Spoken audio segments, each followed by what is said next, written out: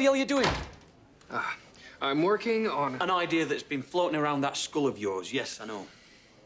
Actually, it's something I've been thinking about ever since the rowing club murders. It's well, essentially, it's a new source of light. And the old source of light we had wasn't good enough. Allow me to demonstrate. Please switch off the lamp. Right, now I turn on the light source. Impressive. Look at my fingernails. They're glowing. That's because light rays from beyond the visible spectrum are striking organic... I'm sure they are. Look, it's plain to see that you could use some distraction in your life. Here. What are these? 2 tickets for a gala ball that some dinosaur expert's putting on next week. Professor Blake's exhibit. That's the chap. Sir, this is one of the events of the year. Surely you'll want to be taking Mrs. Brackenreed. Yes, well, the missus and I are not completely seeing eye to eye on certain matters these days. We won't be dancing anytime soon. Ah, well, then you'll just have to give them to someone else. I thought it was Baptists that didn't dance, not Papists. Oh, funny story about that, actually. Excuse me, sir, but you're needed.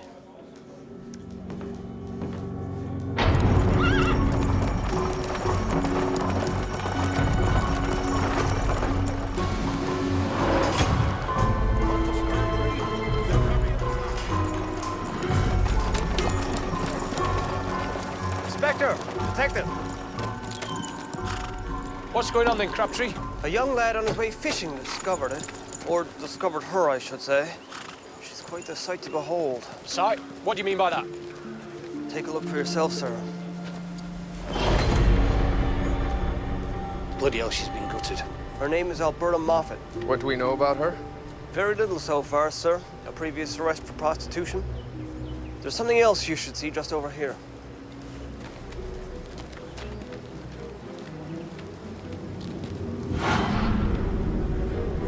Try to stop me. The lunatic's taunting us. So it would seem. Oi! Oi! Hey, where do you think you're... I told you I need to speak to your superior urgently. Now bloody well let go of me. No, you'll be cooling your heels in the I clink. don't have time for this nonsense, Constable. Oi! What's going on? You in charge? Inspector Thomas Brackenreed, Toronto Police Department. And just who might you be? Detective Edward Scanlon, Scotland Yard.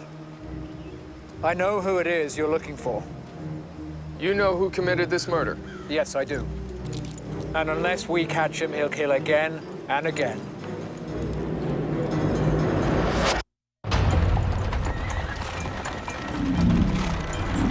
His name is Harland Orgill, and don't let the looks deceive you. He's a maniac. And you've been pursuing Mr. Orgill for how long? 14 months, 3 weeks, and 4 days. Precisely. Yes, he was a suspect in a murder I was investigating in London. He fled to Cairo, and I followed his trail to Bombay and then to Auckland. Traveling the empire. Yes, and in every city he murdered, no, slaughtered 8 women. Always 8. Always. And every time he slipped through my fingers. What makes you think this Mr. Orgill is here? I found his rooming house in Auckland too late, but he'd left this behind. Canadian Women's Council celebrates anniversary. He hates women. He's killed 24 of them. Well, 25 now, with presumably 7 more to be killed in this city. If he's here at all. This is just a scrap of paper. A man matching Orgill's description took the steamer from Auckland to Vancouver. That was almost 4 months ago. 2 months at sea, give or take. Then he arrives at Vancouver, spends a week there. Takes the train here to Toronto, then has a month to prepare for his first murder? Here, exactly. Now, I don't know for a fact that he took that train, but I do know what he does to his victims, and I can assure you he is here. Tell me, Inspector, did that girl's body remind you of something? Whitechapel, perhaps? Whitechapel. As in East End Whitechapel. Well, you must admit there are similarities. The wounds, the prostitute victim. Sir, are you saying this Orgill might be Jack the Ripper? Well, the Ripper was never caught. Mr. Scanlon. If you could just give Detective Murdoch and myself a minute. Yes, of course. Thank you.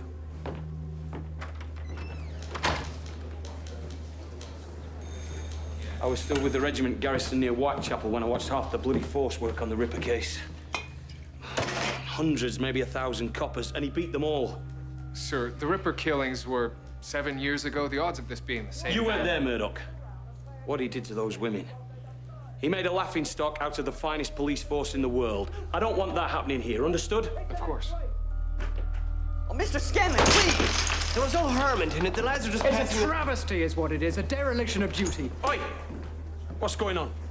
Sir, we were just having a game of checkers. Two of your constables sitting around playing schoolboy games whilst a killer walks the streets. Detective Scanlon has a point, gentlemen. But, Inspector, he... No buts! Make yourself useful. Detective Scanlon, if you would be so kind as to assist Detective Murdoch, we have a murderer to catch. Of course. Carry on, Detective.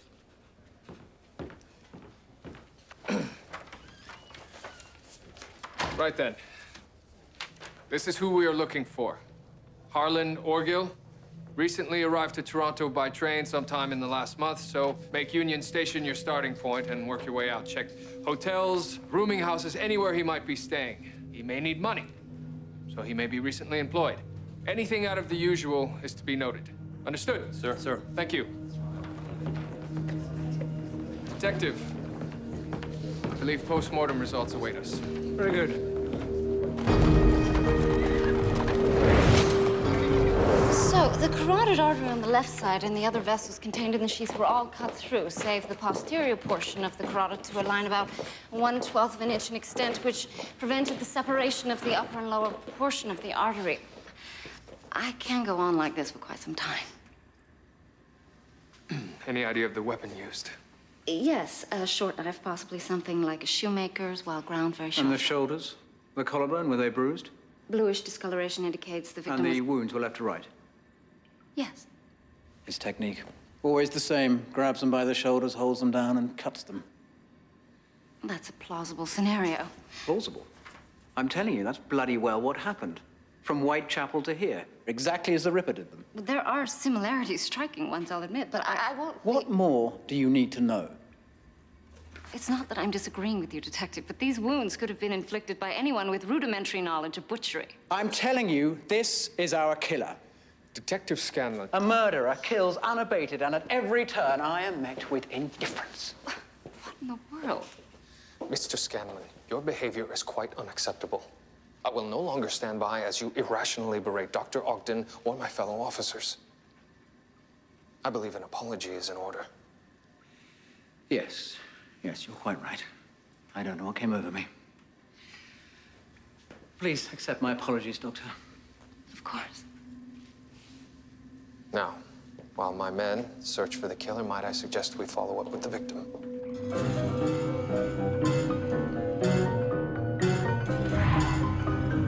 I took the first train I could. There wasn't any train in Grafton. I had to go all the way to Coburg. We appreciate the haste, Mrs. Moffat. They would only let me see her face. What did he do to her?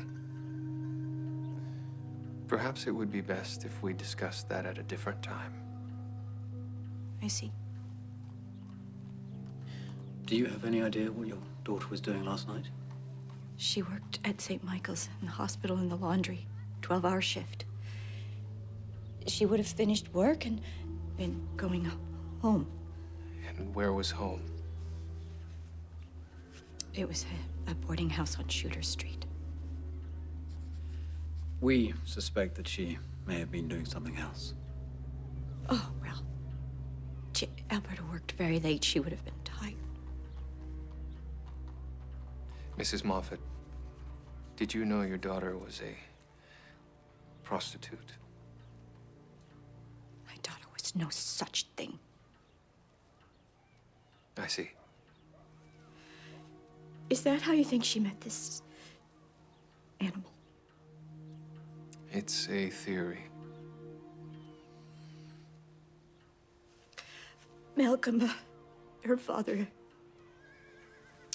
he had consumption, and I couldn't put food on the table. And Alberta would help me out, if you know what I mean. I do. But those days were behind her. I am sure of it.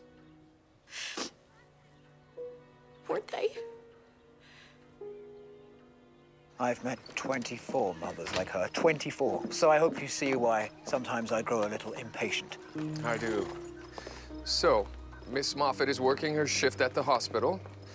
After work, having trouble making ends meet, she reverts back to her old ways. But unfortunately, her customer is Harlan Orgill. We'll have to ascertain Miss Moffat's movements after work. I'll get the men on it straight away. Detective, might we make a stop on the way back? Of course. Is there something you require? Yes, a peace offering. Ah.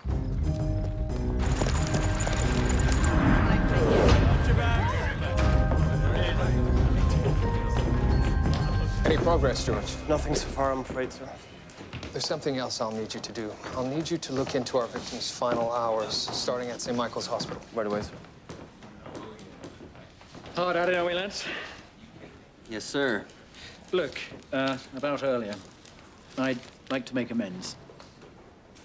That's not necessary, sir. Your point was well taken. No, no, please, I insist.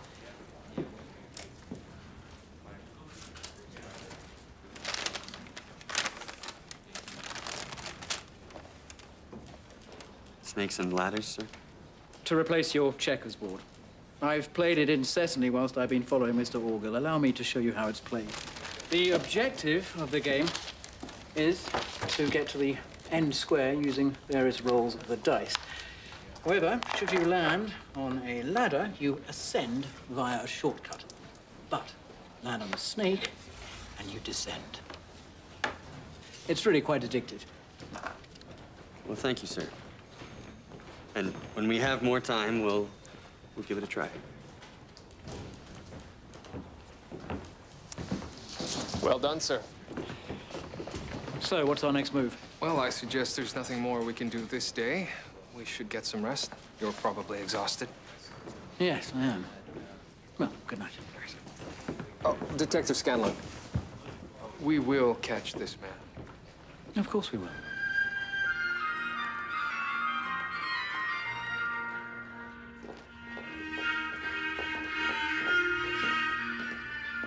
You must be Mr. Murdoch. That's correct. Welcome. I'm Professor Otranto, and I will make you a dancer. Good, good. That is what you want, is it not? Yes, I had hoped to improve my technique. Very well, but first we must evaluate your abilities, yes? Katharina, Evaluate? assume the position, sir. What position would that be?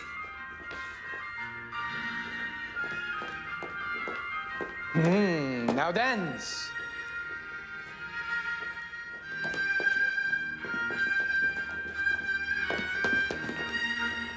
Oh, there is much work to be done here.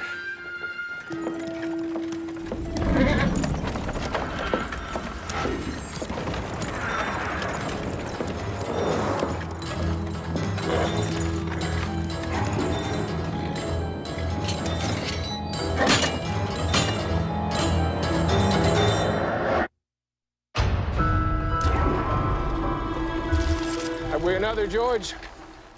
It would seem so, sir. Has Detective Scanlon been informed? Actually, he's here. He was at the station when word came in.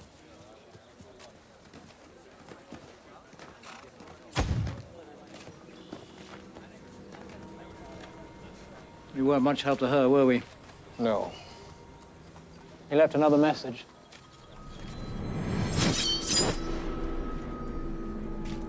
Sir? Sirs? Yes. We canvassed the area for witnesses. One woman who was up nursing her child saw a carriage wheel pass late in the night. That doesn't seem unusual. Well, we were asked to keep in mind for something out of the ordinary, sir, and this carriage happened to match the description of one reported stolen the day of the first murder.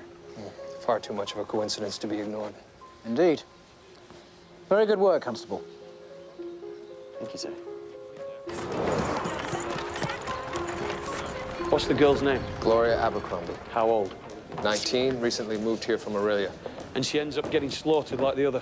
The wounds were similar, however, the circumstances were different. There's no indication Miss Abercrombie was a prostitute. No?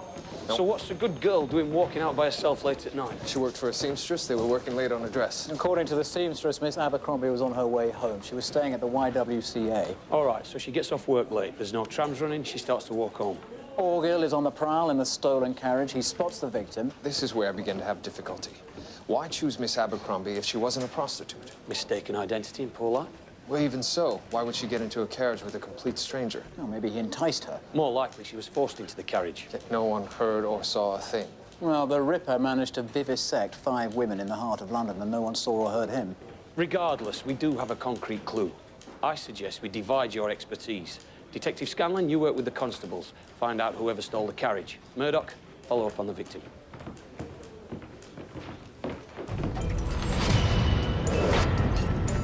She was a seamstress. Yes, the puncture marks. She was a hard worker. Any indication she might have also been a prostitute? No, her hymen was intact.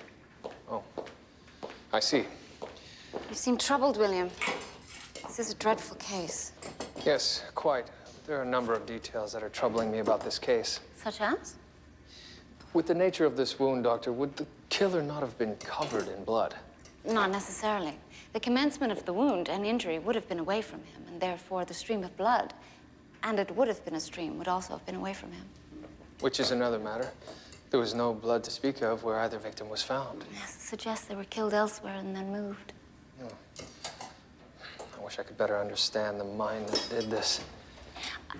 A colleague mentioned a young alienist, a Dr. Roberts, who was recently removed from his position at the provincial lunatic asylum. Removed?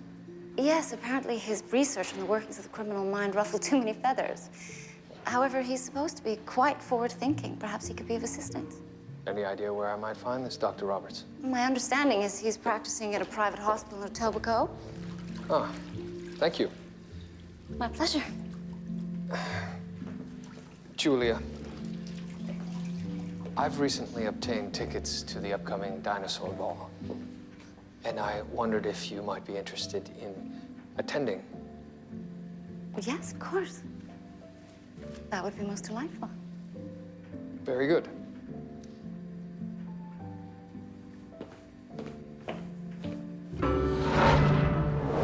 Hydrotherapy, most impressive. Now, Doctor, I'm here because I want you to help me understand what's going on inside of the killer's mind. Well, that's rather a tall order. To what end? I wish to create a portrait of the killer. By understanding what motivates him, I hope to find the means to stop him. Well, the concept is intriguing. I will see that all of the information we have on the killer is delivered right to you. Very well. I will turn my attention to it immediately. Excellent. Detective, I'm considered somewhat of a pariah because of my methods. Precisely why I think you can help me, Doctor. Oh, for the love. Nothing better to do, George? Oh, no, sir. We were just waiting for you. Fascinating game, eh? Some morality play. Ladders reward good deeds, snakes punish bad ones. I don't like it, sir. All your progress stolen away by these slithery little... This one is clearly staring at me. George, anything to report? Yes, we found the stolen carriage.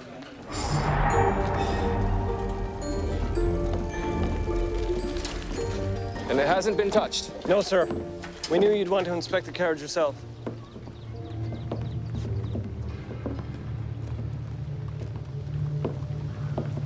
Your constables were adamant that I should wait for you before inspecting the carriage. They're a clever bunch. Yes, they are. Unfortunately, so too is Mr. Orgill. He's left it spotless. Or so it would seem.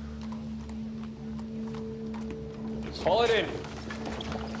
George, can you get the daylight in a box? Sir. Thank you. I'm still unclear as to what it is you hope to achieve. We recently had a case where a fluorescing substance provided a critical clue. Now, all kinds of things, body fluids, fibers, fluoresce when exposed to ultraviolet light. Thank you, George. Ultraviolet? Yes, it's light outside of the visible spectrum. There have been recent developments in photographing it using special filters, which got me thinking. If I put one of those filters on a light, could I then generate ultraviolet light? And if so, What clues might be revealed? precisely. So I contacted a young Mr. Woods at the Massachusetts Institute of Technology, who helped me with this. Thank you, George. Now, let's see what's really here. Sir, what are those dark areas? One of the things that doesn't fluoresce is blood. My Gentlemen, we now know where the murders took place.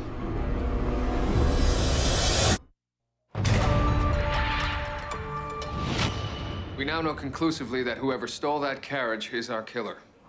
Alberta Moffat finishes her shift at the hospital, makes her way home to her boarding house on Shooter Street. Gloria Abercrombie finishes at the seamstresses and makes her way to her lodgings at the YWCA. Look, forget the maps. What I want to know is why two young women would let themselves get talked into a carriage by a complete stranger who then murders them. We have a good reason for Miss Moffat, but not for Miss Abercrombie.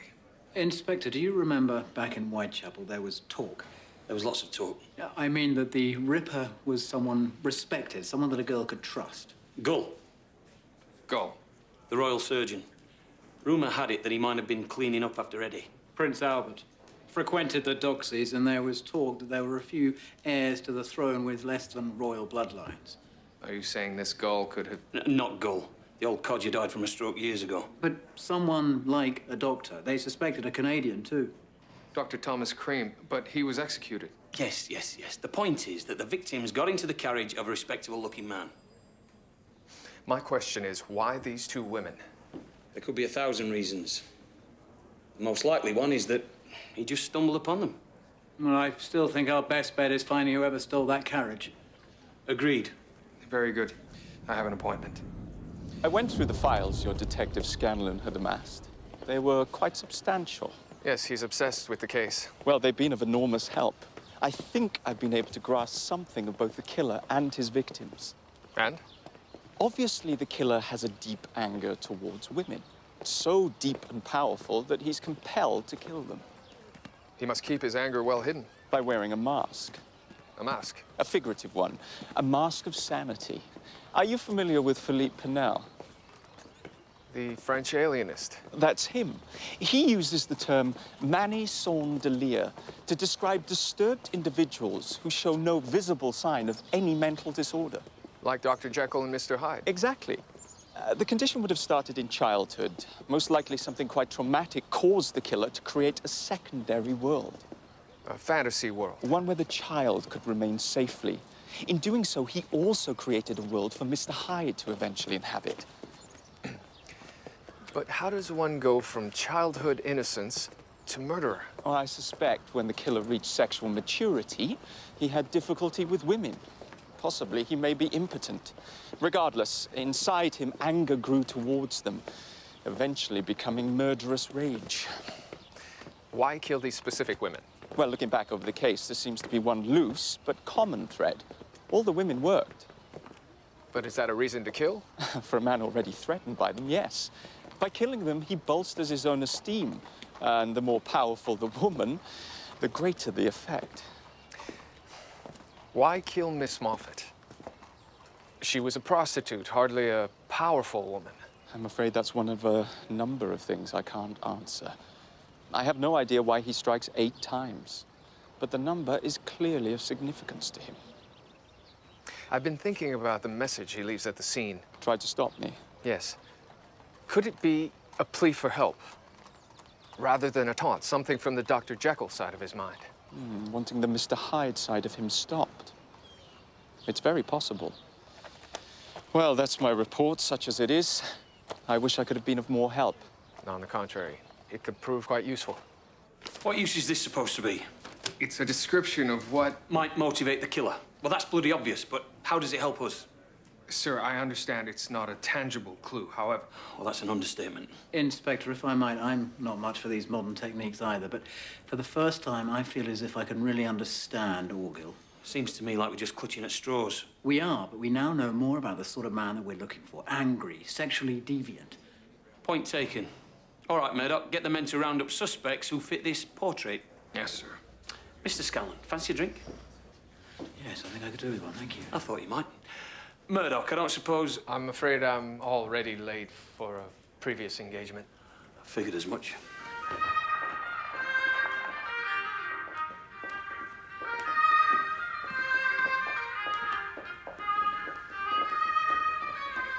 Ah, detective! Sorry I'm late, Professor. No time for excuses, good sir. There is one partner left. A new student. Katerina!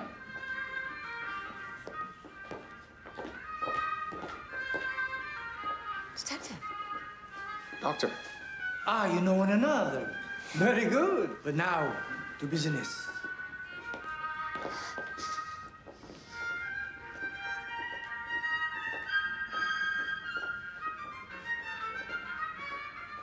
Oh! Oh!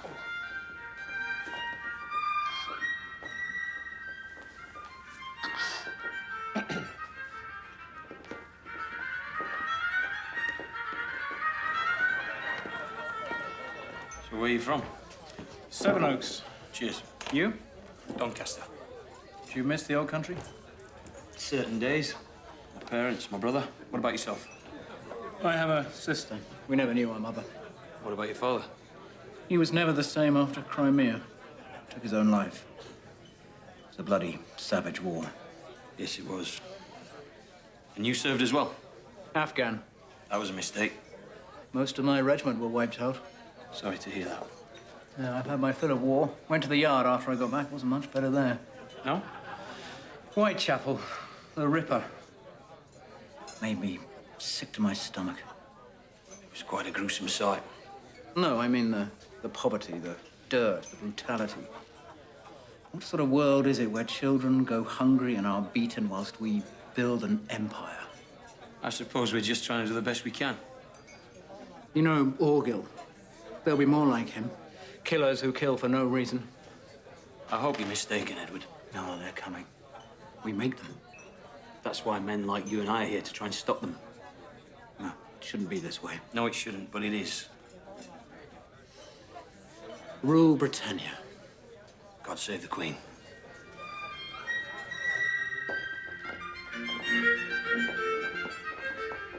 Doctor. Yes. Perhaps I could lead. Oh, I'm so sorry. It's a good thing we both decided to brush up. Yes, well, I had hoped to impress you, not cripple you.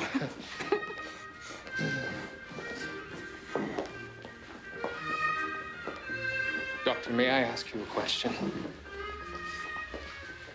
Yes. May we discuss the case as we dance? I thought you'd never ask. Good, because there is an aspect that puzzles me. How does the killer choose his victims? All right, well, he arrives in the city, and he needs to kill. He wants to find women who are working. Yes, but choosing them randomly would be too risky. So where does he look? Perhaps he watches their employer. They both work for different companies, but I suppose it's possible. Or perhaps he selects them from a certain geographical area. One lived in Cabbage Down, the other closer to the annex. He must have known something about his victims, some common link. But what? Ladies and gentlemen, a military two-step. Watch your toes, Detective.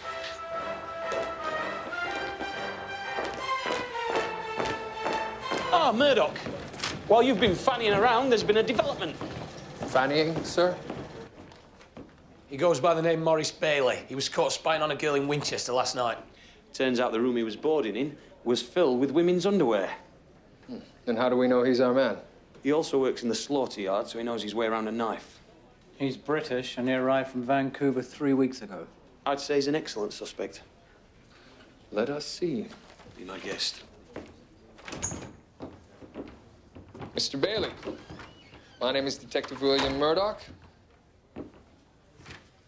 Look, that woman left her window wide open, fairly asking for any man to look at her. I see. I understand you recently arrived to the city. Where from? What has that got to do with anything? Now, please, just answer the question. Vancouver. What were you doing there? I was visiting my brother. And before that? San Francisco. Look, why are you asking me that? What has it got to do with me looking through no window? Are you currently employed at the Frederick Street Slaughter Yard? Yeah, I'm a watchman there. Do you recognize this carriage? No. It was stolen from a residence 3 blocks away from the slaughter yards. Well, I had nothing to do with that. You recognize this woman? No? This woman. Say, wait a minute.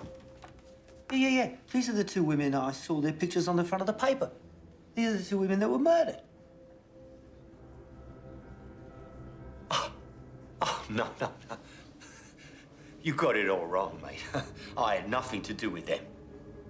Mr. Bailey, where were you 3 nights ago? 3 nights? I don't remember. Sometimes I have a few too many.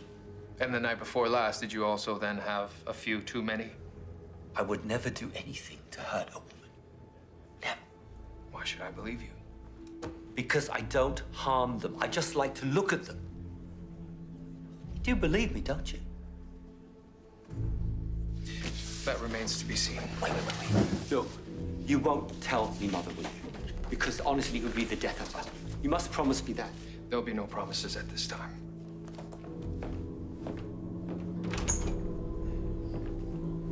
Gentlemen. We'll let him stew for a while, then I'll take a crack at him. Something wrong, Detective? I suppose I thought he'd be less banal. Banal. For what it's worth, I don't think he's our killer.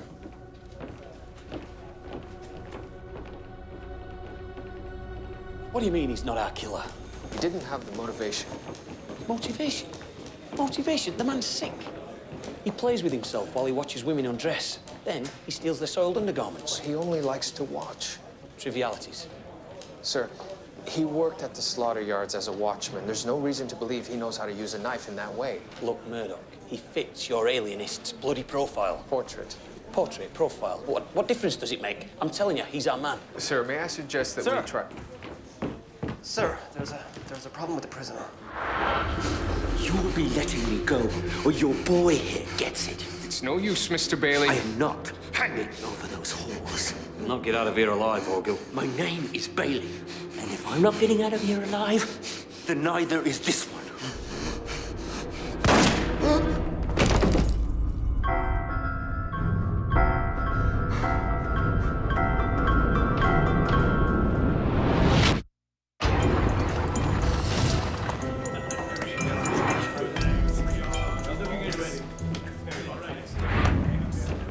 Detective Scanlon, I know we got off to a bit of a rough start, but I just wanted to say it's been a pleasure, sir. The same, Constable. And should you find yourself in London someday, there'll be a drink waiting for you. Well, then I plan to find myself in London someday, sir. Good. 4, 5, 6. That's cheating, Detective. This game confounds me, as does this case. You insist on remaining skeptical. May I join you? I have trouble with the unresolved. So do I. I'd rather have seen Orgill have his day in court than watched him hang. These are the suspect's clothing. Don't have a trace of blood on them, even under ultraviolet light. He could simply have disposed of his clothing. Possibly. But then there is Dr. Roberts' portrait of the killer. Hardly the meticulous planner I would have expected. And then there's the method of sexual gratification. True, he was an observer and an onanist, but that doesn't rule him out from being a murderer also. So you truly suspect the killer remains at large? I do. And I believe the secret to catching him is finding the connection between the two victims. A connection in no way precludes Mr. Orgill and Mr. Bailey being one and the same. You must admit that is a very real possibility. I'll concede that. Regardless of what we might think, Scotland Yard considers the case closed. Well, I really must be off, but just one last throw. 1, 2, 3. Oh! Curse my luck, Detective. Oh, there is one other thing that occurs to me. If there is a connection, might it have something to do with the fact that neither woman was from Toronto? You have a point.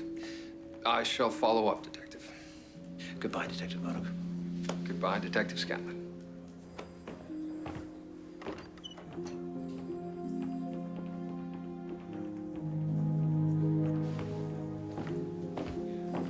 George. Sir. Has Mrs. Moffat returned home yet? No, I believe she's still staying with his sister. Mrs. Moffat, you said Alberta recently moved to the city? Yes, Where did she first find employment? at the hospital, straight away. Alberta always wanted to help the poor, so that's why she chose St. Michael's, on account of the sister's work. I see. So she came to the city to start work at St. Michael's, so she moved into a boarding house? Oh, no. She didn't. Alberta had gumption.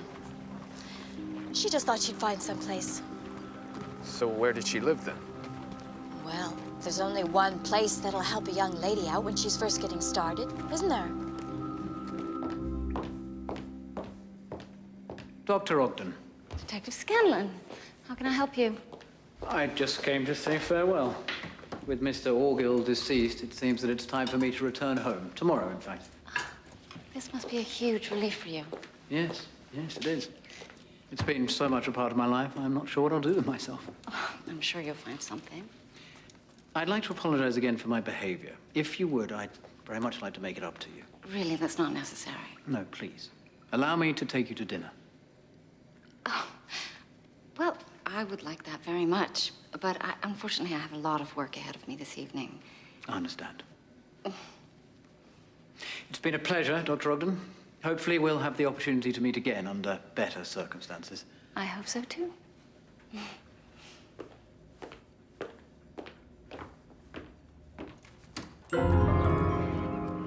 Miss Ross, both Alberta Moffat and Gloria Abercrombie stayed here at one time, did they not? God rest their souls, yes. But Alberta had moved out a month ago. You aren't suggesting that somehow the YWCA is involved in these murders? No. But it is a common point between the two victims. Who had access to your records? We are very strict about the privacy of the women who stay here. Of course, I didn't mean to imply. Besides, I thought you would already be aware. I'm sorry, I don't understand. Well, the only person who's examined our files was one of your men. My men? Yes, one of your officers. Can you describe this officer?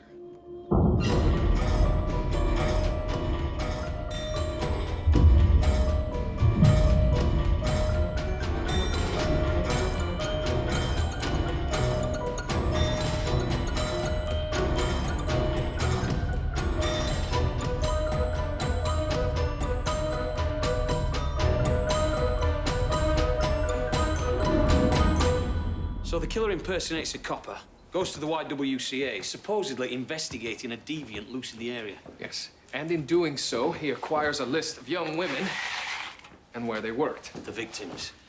Do we have a description of the suspect? Yes, and I also have one of his finger marks. Finger mark from where? It was left behind in the carriage by the killer. How do we know it's the killer's? Because it matches one left behind on the Snakes and Ladders board. But only our officers have touched that game. Precisely. The killer isn't impersonating a police officer. He's one of ours?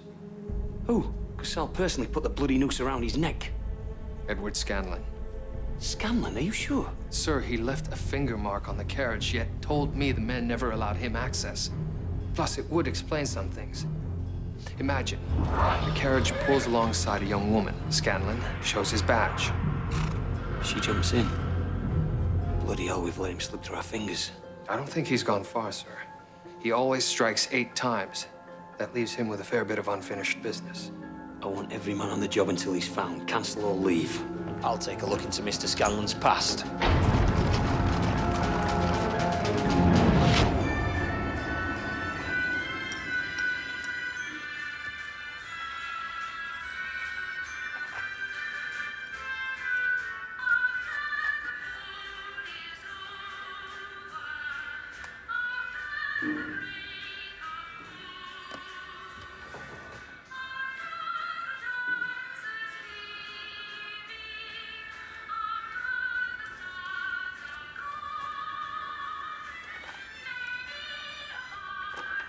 Just received a telegram from Scotland Yard. It seems there was a Detective Edward Scanlon, and he was tracking a suspected killer named Harlan Orgill. Was?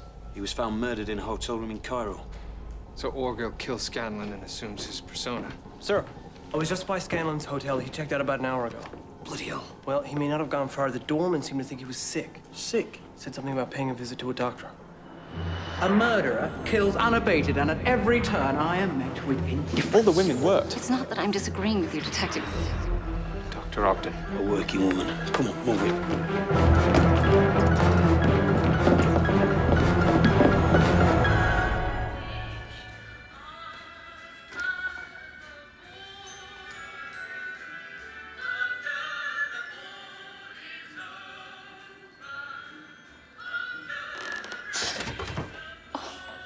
Mr. Scanlon, you gave me quite the fright. Did I?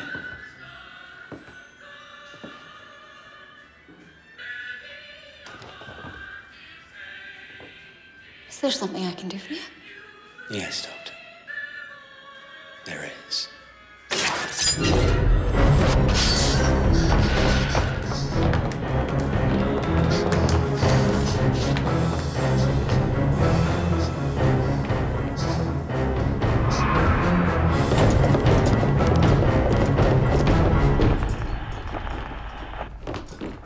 Dr. Ogden, are you here? You two go that way.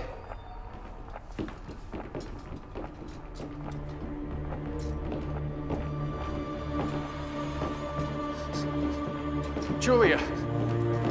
Julia, are you all right? Murdoch. Crabtree.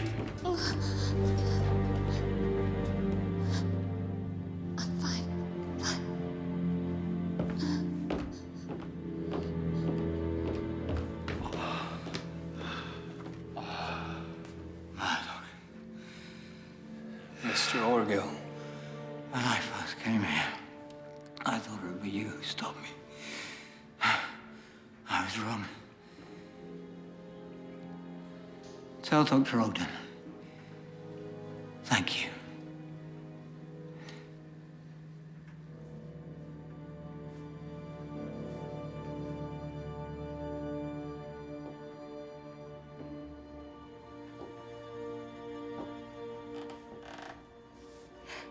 Julia.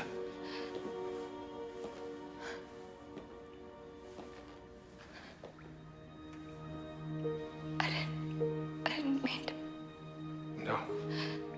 You were simply defending yourself. I think I need to go home now. Yes, of course. I'll see you safely there.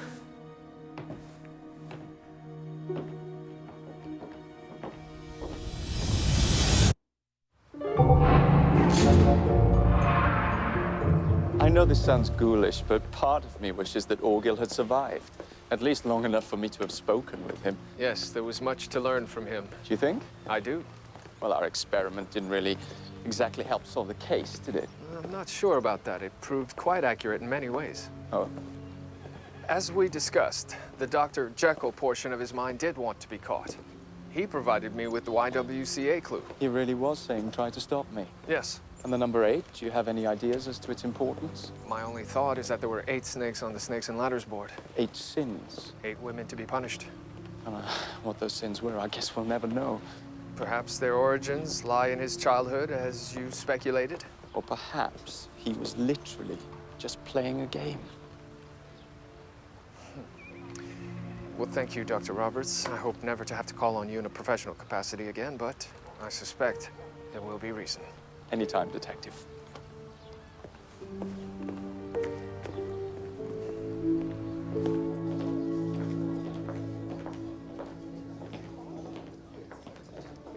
Ah, Detective, I was worried you had given up. Your abilities are not that bad. I appreciate your faith, Professor. And I appreciate the challenge. And your partner, Dr. Ogden. We had an incident at work. I'm afraid she won't be making it tonight. In fact, she may not be here for some time. I think you're mistaken. Ladies and gentlemen, let us begin with the waltz.